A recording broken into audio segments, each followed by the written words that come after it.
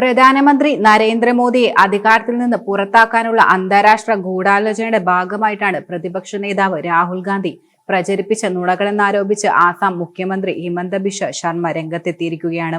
പ്രതിപക്ഷ നേതാവ് ജനങ്ങളോട് ചോദ്യങ്ങൾ ചോദിക്കുന്നുണ്ടെന്നും എന്നാൽ അതേക്കുറിച്ച് ചോദിക്കുമ്പോൾ ഉത്തരമില്ലെന്നും ശർമ്മ പറഞ്ഞു. മോദിയെ പ്രധാനമന്ത്രി സ്ഥാനത്ത് നിന്നും പുറത്താക്കാനുള്ള അന്താരാഷ്ട്ര ഗൂഢാലോചനയുടെ ഭാഗമാണ് ലോക്സഭാ തിരഞ്ഞെടുപ്പ് കാലത്ത് അദ്ദേഹം രാജ്യത്തുടനീളം നുണ പ്രചരിപ്പിച്ചത്. എനിക്ക് രാഹുൽ ഗാന്ധിയോട് ചോദിക്കാനുണ്ട്, പ്രധാനമന്ത്രി OBC ആണെങ്കിൽ എന്തുകൊണ്ട് ലോക്സഭയിലെ പ്രതിപക്ഷ നേതാവ് സ്ഥാനം OBCക്ക് നൽകുന്നില്ല? ഇങ്ങനെ ശർമ്മ പറഞ്ഞതായി വാർത്താ ഏജൻസിയായ ANI റിപ്പോർട്ട് ചെയ്യുകയുണ്ടായി. പൊതു തിരഞ്ഞെടുപ്പ് സമയത്ത് കേന്ദ്ര സർക്കാർ പദ്ധതികളെ കുറിച്ച് രാഹുൽ നുണകൾ പ്രചരിപ്പിച്ചെന്നും ഇപ്പോൾ OBC SC/ST വിഭാഗങ്ങളിൽ നിന്നുള്ളവരുടെ സംവരണം റദ്ദാക്കാൻ ആഗ്രഹിക്കുന്നുവെന്നും ആസാം മുഖ്യമന്ത്രി ആരോപിക്കുകയുണ്ടായി. ലോക്സഭാ തിരഞ്ഞെടുപ്പ് കാലത്ത് എല്ലാ റാലികളുടെയും ഭരണഘടനയുടെയും പകർപ്പുമായി രാഹുൽ ഗാന്ധി കറങ്ങി നടന്നിരുന്നു.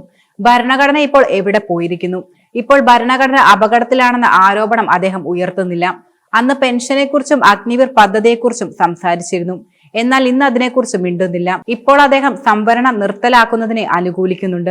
ശർമ്മ ഹരിയാനയിലെ മാധ്യമപ്രവർത്തകരോട് തുറന്നു പറഞ്ഞു. വരുന്ന നിയമസഭാ തിരഞ്ഞെടുപ്പിൽ ഭരണകക്ഷിയായ BJP വീണ്ടും അധികാരത്തിലെത്തുമെന്ന പ്രതീക്ഷയും അദ്ദേഹം പ്രകടിപ്പിച്ചു. സോനിപത്, ജുലാന, കൽക്ക എന്നിവിടങ്ങളിൽ താൻ നടത്തിയ യോഗങ്ങളിൽ ജനങ്ങളിൽ നിന്നുള്ള പ്രതികരണം അനുകൂലമാണെന്നും അദ്ദേഹം കൂട്ടിച്ചേർത്തു. ഹരിയാനയിലെ 90-അംഗ നിയമസഭയിലേക്കുള്ള തിരഞ്ഞെടുപ്പ് ഒക്ടോബർ 5-നായിരിക്കും നടക്കുക. ഒക്ടോബർ 8-നാണ് വോട്ടെണ്ണൽ നടക്കുന്നത്. 2019 40 സീറ്റുമായി BJP ഏറ്റവും വലിയ ഒറ്റക്കക്ഷിയായി മാറി അധികാരത്തിലെത്തുകയുണ്ടായി. തിരഞ്ഞെടുപ്പിൽ കോൺഗ്രസിന് 30 സീറ്റുകളാണ് ലഭിച്ചിരുന്നത്.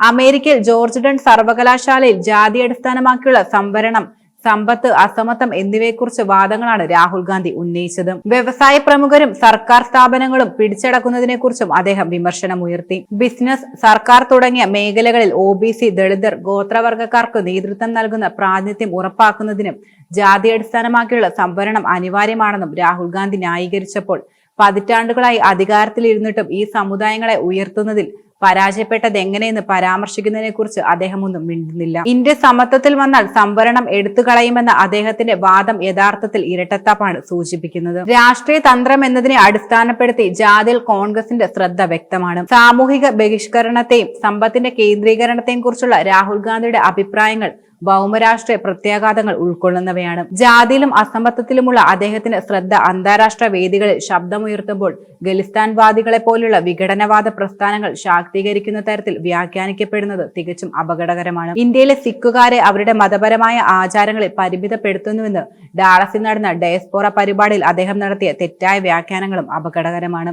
രാഹുൽ ഗാന്ധിക്കെതിരെ ശക്തമായ ആരോപണങ്ങളാണ് പ്രമുഖ രാഷ്ട്രീയ നേതാക്കളടക്കം ഇപ്പോൾ ഉയർത്തുന്നത്. അദ്ദേഹത്തിന്റെ ഓരോ പരാമർശങ്ങളും ഭരണപക്ഷം ശക്തമായി വിമർശിക്കുന്നു. ഇതെല്ലാം സൂചിപ്പിക്കുന്നത് പ്രതിപക്ഷ നേതാവായ രാഹുൽ ഗാന്ധിയുടെ വളർച്ചയാണ്.